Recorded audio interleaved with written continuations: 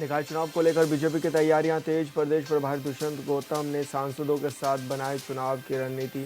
CM Dhami भी बैठक में रहे मौजूद।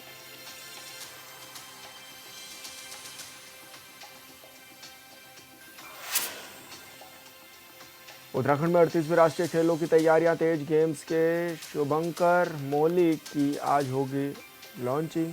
सीएम धामी समेत कई मुख्य अतिथि रहेंगे मौजूद।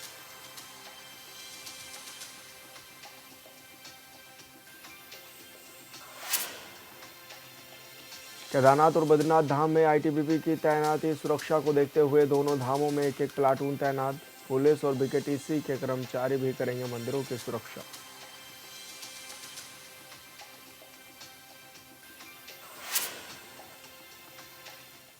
नमस्कार, हॉर्नबिल टीवी देख रहे हैं आप। मैं हूं आपके साथ विशाल गर्ग। बड़ी खबर का रुख करेंगे। उत्तराखंड में 38वें नेशनल गेम्स की तैयारियां तेज। नेशनल गेम्स के शुभंकर मोली की आज होगी लॉन्चिंग। नेशनल गेम्स के शुभंकर प्रतीक मोली नए रूप में आएगा नजर। लॉन्चिंग कार्यक्रम में बतौर मुख्य अतिथि शिरकत करेंगे सीएम धामी। केंद्रीय खेल राज्य मंत्री रक्षा खड़से और पीटी ऊषा भी रहेंगी मौजूद। महाराणा प्रताप स्पोर्ट्स कॉलेज रायपुर में होगा कार्यक्रम। तो बड़ी खबर आपको बता रहे हैं, जहां पर 38वें राष्ट्रीय खेल होने हैं उत्तराखंड में, और लॉन्चिंग कार्यक्रम में आज मुख्यमंत्री पुष्कर सिंह धामी भी शामिल होंगे।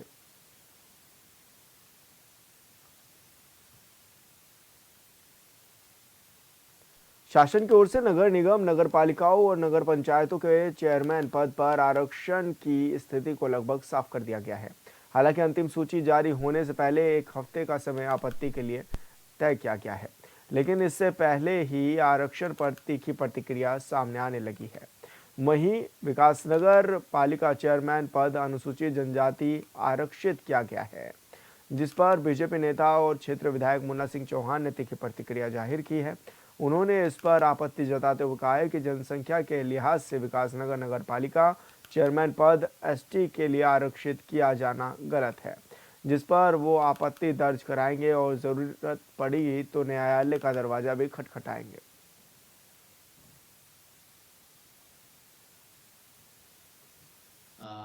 उस स्तर पर मान्य नहीं, तो ये मुझे लगता है कि बड़ी चूक है। जो नियत प्रक्रिया है उसमें जो नियत प्राधिकारी है आपत्तियां सुनने के लिए, वो निदेशक नगर विकास है। इस सूचना के प्रकाशन के 7 दिन का समय उसके अंदर दिया गया आपत्ति दाखिल करने के लिए। पहले हम नियत प्राधिकारी निदेशक नगर विकास के यहाँ इसके ऊपर अपनी आपत्तियां दाखिल करेंगे कि विकास नगर अनारक्षित होना चाहिए, और यदि वहाँ पर हमारी आपत्तियां स्वीकार नहीं की जाती मतलब उसको हमारी आपत्तियों को मान्य नहीं किया जाता है, तो फिर निश्चित रूप से हम हाईकोर्ट जाने पर भी मिला। हरिद्वार में ड्रग इंस्पेक्टर अनिता भारती की अपील पर एक नई और सराहनीय पहल की गई है। दरअसल इस मेडिकल स्टोर संचालकों ने अपने स्टोर्स के बाहर पेड़ लगाने की शुरुआत की है। ये कदम पर्यावरण संरक्षण और हरियाली को बढ़ावा देने के लिए उठाया गया है। ड्रग इंस्पेक्टर अनिता भारती ने कहा है कि पेड़ न केवल पर्यावरण के लिए बल्कि हर व्यक्ति के लिए भी जरूरी है।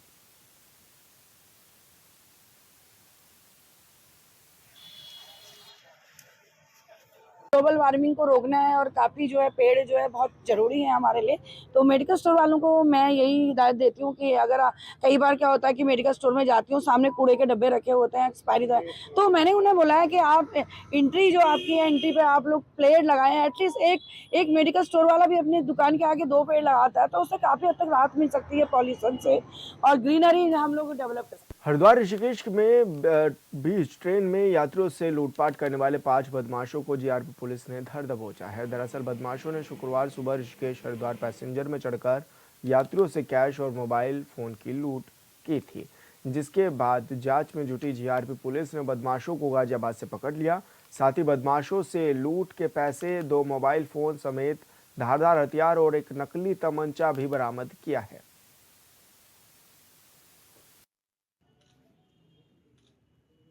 पांच आदमी चढ़े, इन्होंने मुझे लूटा और मेरे से पैसे भी निकाल लिए, मेरे पर्स में निकाल लिया और मेरा फ़ोन लेके भी चले गए। अब मेरे बैंक से इन्होंने मुझे तमाचा दिखा के मेरे बैंक से इन्होंने 1000 रुपये भी ले लिए। हम गोली मार के जान से मार लेंगे तो फ़ोन दे दे अपना। हाँ, ये पिस्तौल थी इनके पास में। कितने लोग थे? ये 5 लोग थे सर।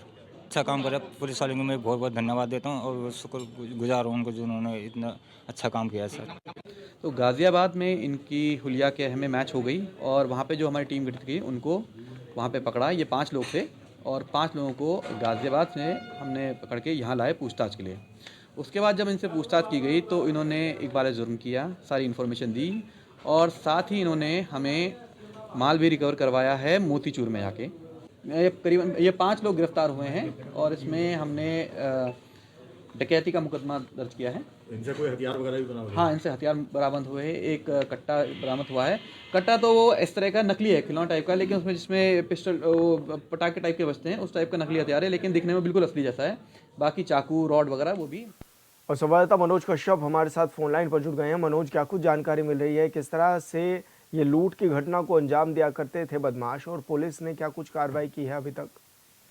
बिल्कुल, देखिए विशाल, लुड़की ऋषिकेश के बीच में ट्रेन में यात्रियों से लूटपाट करने का एक मामला सामने आया था, जिसमें यहाँ पे 5 बदमाश ट्रेन के अंदर चढ़ जाया करते थे। यात्रियों को चाकू दिखाकर और नकली वेपन दिखाकर उनको डरा धमकाकर उनसे लूटपाट किया करते थे। हालांकि अब जीआरपी पुलिस को एक बड़ी सफलता हाथ मिली है। यहाँ पे जीआरपी पुलिस ने 5 बदमाशों को गिरफ्तार किया। यहाँ अभी बताया जा रहा था कि लुड़की ऋषिकेश और हरिद्वार के बीच में ये घटना को अंजाम देते थे। कहीं न कहीं सीसीटीवी कैमरे से जो है तमाम जो फोटोज थे वो लिए गए। तो यहाँ पे जब ये घटना हुई उसके बाद से यहाँ पे एक टीम का गठन किया गया था, जिसके बाद जो जीआरपी पुलिस से लगातार बदमाशों की तलाश कर रही थी। यहाँ पे गाजियाबाद से पुलिस ने जो है बदमाशों को गिरफ्तार कर दिया। उनके पास से यहाँ पे लूट का सामान और एक चाकू और जो एक नकली वेपन था, जो नकली पिस्टल था, वो उनके पास से बरामद हुआ है। यहाँ पे जीआरपी पुलिस का ये कहना है कि लगातार जो ऐसी घटना होती है उस पर निगरानी रखी जाती है और यहाँ जो यात्री होते हैं उनसे भी अपील की जाती है कि यदि किसी के साथ कोई ऐसी घटना हो जाए तो तुरंत ही अपने नजदीकी पुलिस स्टेशन या फिर जीआरपी स्टेशन पे जो है संपर्क कर सकते हैं, उनको सूचना दे सकते हो, अपने सामान की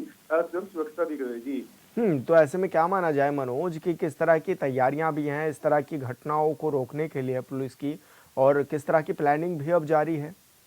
बिल्कुल, देखिए ऋषिकेश हरिद्वार को जो है धर्म की राजधानी कहा जाता है। रोजाना यहाँ पे लाखों की संख्या में श्रद्धालु ट्रेन से सफर करते हैं और जब हरिद्वार आते हैं तो ऐसे में कहीं न कहीं ये बड़ा ही आम हो जाता है कि किसी के द्वारा यहाँ पे लूटपाट की जाती है। हालांकि पुलिस के द्वारा लगातार चेकिंग अभियान चलाया जाता है। जो संदिग्ध लोग होते हैं उनसे पूछताछ की जाती है, उनको जो है चेकिंग के दौरान उनको रोका जाता है। लगातार ही जीआरपी पुलिस के द्वारा ये भी अपील की जाती है यात्रियों से कि जो यात्री जब अपना सफर करते हैं तो वो कहीं न कहीं जो अपना सामान होता है, पैसा होता है, उसकी सुरक्षा करे और सावधानी से अपनी यात्रा करे। किसी भी अनजान व्यक्ति से कुछ भी लेके ना खाए, क्योंकि हमने देखे कि लगातार जो बदमाश होते हैं वो यात्रियों को कुछ पेय पदार्थ चलाकर उनको बेहोश कर देते हैं। उसके बाद उनसे लूटपाट की जाती है। कहीं ऐसी घटना भी सामने आती है। हालांकि अब पुलिस के द्वारा ऐसे लोगों को चिन्हित किया जा रहा है। जी बिल्कुल मनोज, बहुत शुक्रिया आपका तमाम जानकारी साझा करने के लिए।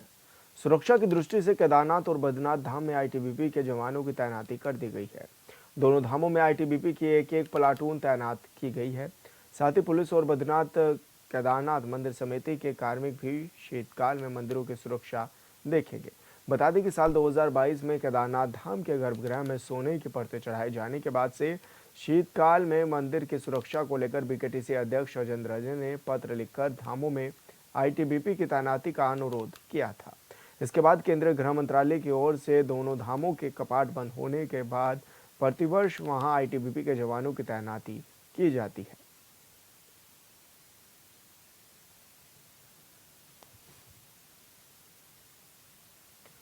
और संवाददाता संजय कुंवर हमारे साथ फोन लाइन पर जुड़ गए हैं। संजय, क्या कुछ जानकारी मिल रही है, किस तरह से मंदिरों की सुरक्षा बढ़ाई गई है?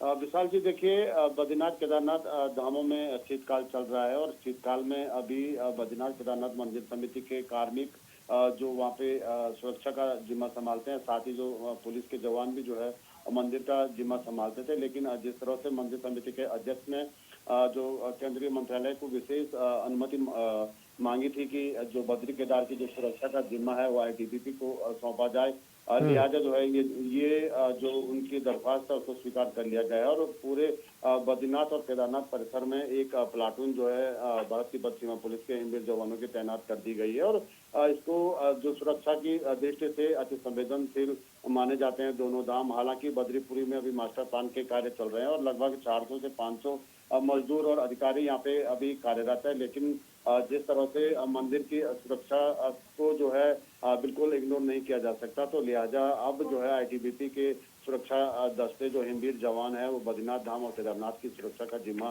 संभाल चुके हैं और पूरी जो बद्रीपुरी का जो परिसर है, केदारनाथ का जो परिसर है, अब पूरा आईटीबीपी के जो जवान है वो बिल्कुल 24 घंटे जो है मुस्तैदी से जो है मंदिर की सुरक्षा के लिए तैनात कर दिए गए हैं। जी संजय, जिस तरह से आईटीबीपी तो कमान संभालेगी, साथ ही स्थानीय पुलिस और बीकेटीसी भी कमान संभालेगी, तो किस तरह से सभी की जो कार्य योजनाएं हैं वो तैयार की गई हैं? देखिए, मंदिर बद्रीनाथ केदारनाथ मंदिर समिति के 2 से 4 कार्मिक जो हमेशा की तरह जो है बद्रीनाथ धाम और केदारनाथ धाम की सुरक्षा के लिए तैनात रहते थे, लेकिन जिस तरह से केदारनाथ धाम में जो स्वर्ण जड़ित किया गया था, जो सिंहासन भी केदारपुरी का जो गर्भगृह को स्वर्ण जड़ित किया गया था और साथ ही अन्य जो कार्य जो है गर्भगृह में हुए थे, तो उसको देखते हुए सुरक्षा बढ़ाने की जो बात कही जा रही थी, तो इसको देखते हुए जो पहले से वहाँ पे कार्मिक तैनात थे उनकी जो संख्या है वो कम थी और इसको जो है नाकाफी बताया जा रहा था। तो इसको देखते हुए बीकेटीसी के अध्यक्ष ने जो है केंद्र मंत्रालय से जो है इसकी सुरक्षा की मांग की थी और अब जबकि मांग पूरी हो चुकी है और अब बद्रीनाथ केदारनाथ में दोनों धामों में जो है जो आईटीबीपी की एक पूरी प्लाटून जो है तैनात है और दोनों धामों की सुरक्षा अब जो है चाक चौबंद हो गई है। जी बिल्कुल संजय, बहुत शुक्रिया आपका तमाम जानकारी साझा करने के लिए। Mussoorie fragrance and flowers institute के तत्वाधान में इंटरप्यूनियल इंटर्नशिप कार्यक्रम में फूल पौधों और औषधीय पौधों से बनाए गए इत्र, साबुन और अन्य उत्पादों के बारे में जानकारी दी गई है। साथ ही इसके लाभ के बारे में भी बताया गया है। इस मौके पर हिमालयन साहसिक संस्थान के अध्यक्ष पूर्व डीआईजी एसपी चमोली को उनकी उपलब्धियों के लिए सम्मानित भी किया गया है।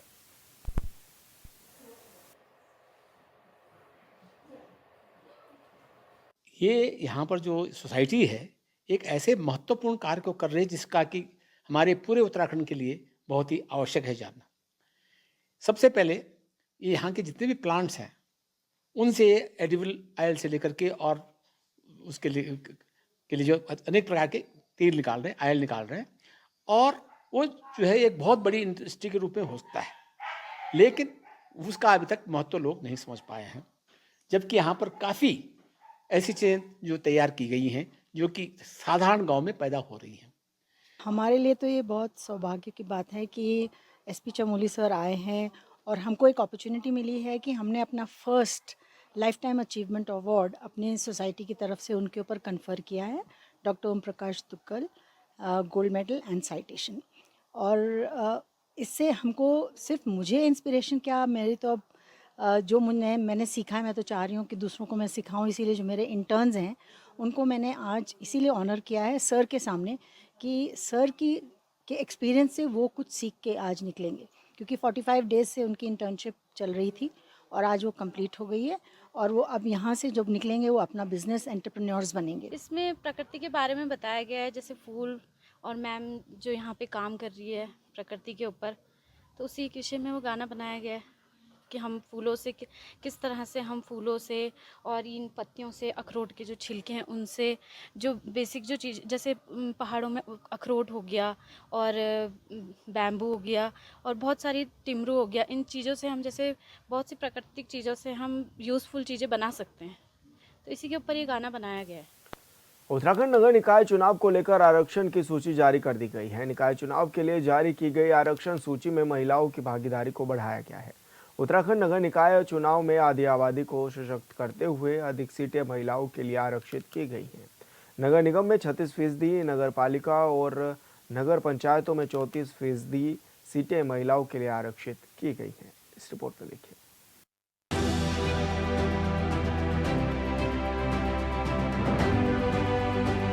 उत्तराखंड में नगर निगम, नगर पालिकाओं, नगर पंचायतों में आरक्षण की सूची जारी हो गई है। इस बार आरक्षित सीटों पर बड़ा बदलाव किया गया है। ऋषिकेश नगर निगम को एससी सीट दे दी गई है। वहीं देहरादून नगर निगम की बात की जाए तो वो सामान्य यानी अनारक्षित ही रखी गई है।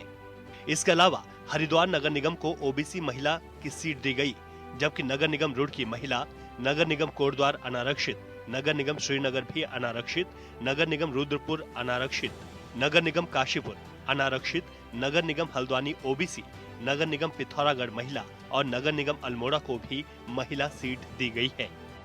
देखिए, अभी जो मानसून सत्र में जिस प्रकार से 14% की बात हुई थी और राज्यपाल महोदय जी की से भी हम लोगों को 14% की ही सूचना मिली है और वही आरक्षण लगेगा, तो सभी जगह पे जिस प्रकार से अभी एकल समिति आयोग ने जो सीटें अभी आरक्षित घोषित की हैं, उन सभी पे वो एक आंकड़े हैं वर्ग के अनुसार, और जो कानूनन 14% देना है वो हर हाल में हमको देना ही है। नगर निगम की 11 सीटों में देहरादून समेत 5 सीटें अनारक्षित हैं, तो वहीं हरिद्वार समेत 4 सीटें महिला आरक्षित हैं। हरिद्वार सीट पिछड़ी जाति महिला आरक्षित की गई है। अनारक्षित सीटों में देहरादून, कोटद्वार, श्रीनगर, रुद्रपुर, काशीपुर शामिल हैं, जबकि अनुसूचित सीट में ऋषिकेश है, जबकि महिला सीटों में रुड़की, पिथौरागढ़, अल्मोड़ा शामिल हैं और अन्य पिछड़ी जाति सीट हरिद्वार, अन्य पिछड़ी जाति महिला हल्द्वानी शामिल हैं। जहाँ तक अभी आप देख रहे हैं कि जो आंकड़े आए हैं वो जनसंख्या के आधार पर हैं। अभी बहुत सारी आपत्तियाँ आएंगी, उसके बाद उन सभी आपत्तियों को देखते हुए इस विषय को जो है पूरा इसका निराकरण किया जाएगा। जहाँ पे भी कमी पेशी लगती है उसको सुधारा जाएगा। इसी तरह नगर पंचायत की कुल 46 सीटों में 16 सीटें अन्य पिछड़ी जाति को आरक्षित की गई हैं, जिनमें 6 सीटें अन्य पिछड़ी जाति महिलाओं के लिए आरक्षित हैं, जबकि 14 सीटें अनारक्षित हैं। 8 सीटें महिला आरक्षित हैं, 8 सीटें अनुसूचित जाति जनजाति के लिए, जिसमें 2 सीटें महिला आरक्षित हैं। बता दें कि 2018 के निकाय चुनाव में सभी नगर निगमों, पालिकाओं और पंचायतों में 14% ओबीसी आरक्षण लागू था, लेकिन इस बार आयोग ने आबादी के अनुपात को ध्यान में रखते हुए आरक्षण तय किया है। ओबीसी आरक्षण का बहाना बना करके प्रदेश सरकार साल भर से निकायों के चुनाव को टाल रही थी। विपक्ष ने लगातार निकाय चुनाव कराने की मांग की, बड़ा दबाव सरकार पर बनाया। बहुत देरी से ओबीसी आरक्षण का जिन पिटारे से बाहर निकला है, तो उसमें भी आप देखिए, आपने पूरे ही ओबीसी के रोस्टर सिस्टम को प्रभावित करने का काम किया। आपने उसमें बड़ी छेड़छाड़ कर दी है। कहा जा रहा है कि 14 नगर पंचायत और 13 नगर पालिका और 23 नगर पालिका क्षेत्रों में पार्षदों में आपने जो है आरक्षण के मामले में कोई जो है संवेदनशीलता नहीं बरती, और जो 2018 में निर्धारित आरक्षण था आपने वो भी वहाँ नहीं दिया है। तो आपने कैसे जो है ओबीसी को जो है लाभान्वित करने का काम किया, ये समझ से परे की बात है। आरक्षण की अधिसूचना जारी होने के बाद माना जा रहा है कि अगले वर्ष जनवरी में निकाय चुनाव करा लेने की पूरी उम्मीद है। इधर मीडिया रिपोर्ट के मुताबिक इस कदम से ओबीसी समुदाय के कई नेताओं और संगठनों में असंतोष है, तो इसे समुदाय के अधिकारों की अनदेखी के रूप में भी देख रहे हैं। राज्य में ओबीसी आरक्षण को लेकर पहले से ही विवाद जारी है। 2018 में लागू 14% आरक्षण व्यवस्था को खत्म कर नई व्यवस्था लागू करने से कई राजनीतिक दल और सामाजिक संगठन नाराजगी जता सकते हैं। उनका कहना है कि आबादी के अनुपात को आधार मानने से कई क्षेत्रों में ओबीसी समुदाय को प्रतिनिधित्व का मौका नहीं मिल पाएगा। 50% ओबीसी की जो है उस पर आप निर्धारण करेंगे, और जहाँ 40% है, जहाँ 30% है, जहाँ 10 और 15% है, वहाँ आप क्या करेंगे? इसके बारे में जो है आप बिल्कुल मौन साध गए हैं। तो कुल मिलाकर के आपने ओबीसी आरक्षण के मामले में जनता से न्याय नहीं किया है, और बड़ी मनमानी मुझे लगता है सरकार ने की, और ये सारा का सारा सरकार के इशारे पे हुआ। साल भर चुनाव टालने का भी कोई फायदा मुझे नहीं लगता कि ओबीसी वर्ग को मिला है। निकाय चुनाव में आरोपों की राजनीति के बीच सत्ता पक्ष और विपक्ष चुनाव की तैयारियों में जुटा है, और इस पर भी सियासत है। दरअसल एक तरफ जहां बीजेपी में लगातार चुनाव को लेकर बैठकें और चर्चाएं हो रही हैं, तो दूसरी तरफ कांग्रेस पार्टी के प्रभारी तक गायब हैं। लिहाजा कई सवाल उठ रहे हैं। ये अलग बात है कि कांग्रेस के प्रदेश अध्यक्ष करण माहरा पार्टी के प्रभारी के उत्तराखंड दौरे नहीं होने पर सफाई दे रहे हैं, लेकिन यह जरूर कह रहे हैं कि आज ऑनलाइन का जमाना है, लिहाजा पार्टी के वरीय नेता लगातार ऑनलाइन मीटिंग कर रहे हैं। हमारे देखिए, मैं पार्टी का प्रदेश अध्यक्ष हूं और मेरी जो जिम्मेदारियां हैं मैं उनको कर रहा हूं। लगातार हम बैठकें कर रहे हैं, हमारे प्रभारी लोग बैठकें कर रहे हैं, और हमारी जो राष्ट्रीय प्रभारी हैं हमारे आदरणीय शैलजा जी और आदरणीय शर्मा साहब प्रकट सिंह जी, वो लगातार जूम मीटिंग्स के माध्यम से हमारे से टेलीफोनिक कन्वर्सेशन से हम लोग को दिशा निर्देश दे रहे हैं और हम जिस दिशा निर्देश को उनसे मिल रहा है उसका पालन करते हुए हम काम कर रहे हैं। अभी बाई इलेक्शन भी तो हमने उन्हीं के निर्देशन पे, उन्हीं के सलाह पे लड़े और हम जीते। केदारनाथ में थोड़ी सी कुछ चूक हो गई, लेकिन ये कहना कि फिजिकली होके होना, क्योंकि ये आधुनिक समय है, आप दूरभाष के माध्यम से, आप वीसी के माध्यम से सारे काम करते हैं। आज सरकार भी वीसी के माध्यम से काम कर रही है, तो उसी तरीके से हम अपना काम कर रहे हैं। कांग्रेस प्रभारी कुमारी शैलजा पर सवाल उठना भी इस वजह से लाजमी है क्योंकि उन्होंने एक ओर प्रदेश अध्यक्ष करण माहारा की बनाई प्रदेश कार्यकारिणी को भंग कर दिया, तो दूसरी ओर उन्होंने प्रदेश में लगातार दूरी बना रखी है। कई बार तो उत्तराखंड के वरिष्ठ नेताओं को बैठक के लिए दिल्ली जाना पड़ा है। अब ऐसे में सत्ताधारी बीजेपी को भी एक मुद्दा हाथ लग गया। बीजेपी का साफ कहना है कि कांग्रेस प्रभारी की भावनाएं उत्तराखंड से जुड़ी हुई नहीं हैं, वे लगातार यहां से दूरी बनाए हुए हैं। देखिए, कांग्रेस की अगर हम बात करें तो कांग्रेस की प्रदेश की प्रभारी हमेशा उत्तराखंड से नदारद रही हैं। कभी भी उनकी भावनाएं इस प्रदेश से नहीं जुड़ी, कभी भी उनका विशेष लगाव इस प्रदेश से नहीं रहा। उन्होंने अपने प्रदेश के चुनाव को ही बहुत ही हल्के में लिया और वहां पर जिस तरीके से सिर्फ उटव्वल रही, तो वहां पर आप नतीजा देख चुके हैं और उत्तराखंड के अंदर भी वही नतीजा रहा। कभी भी वो यहाँ पर दिखाई नहीं दी, हमेशा जो है लैपटॉप पे बैठ कर के वर्चुअल बैठक लेती हैं सभी कार्यकर्ताओं की या नेताओं की। तो मुझे लगता है कि कांग्रेस को बहुत मेहनत और मशक्कत करने की आवश्यकता है। जिनका प्रभारी वहां से नदारद हो, जिनका प्रदेश का नेतृत्व जो है नेतृत्व विहीन हो, मुझे लगता है कि उनको बहुत सोचने की आवश्यकता है। उत्तराखंड के 102 नगर निकायों में चुनाव के लिए ओबीसी आरक्षण नियमावली मंजूर हो गई है और चुनाव की प्रक्रिया तेज है। अब माना जा रहा है कि इस महीने के आखिरी सप्ताह में निकाय चुनाव की अधिसूचना जारी होने की संभावना है। 20 जनवरी तक निकाय चुनाव होने की भी संभावना जताई जा रही है। Bureau report, hornbill TV. और फिलहाल इस बुलेटिन में इतना ही। आप देखते रहिए हॉर्नबिल टीवी। नमस्कार।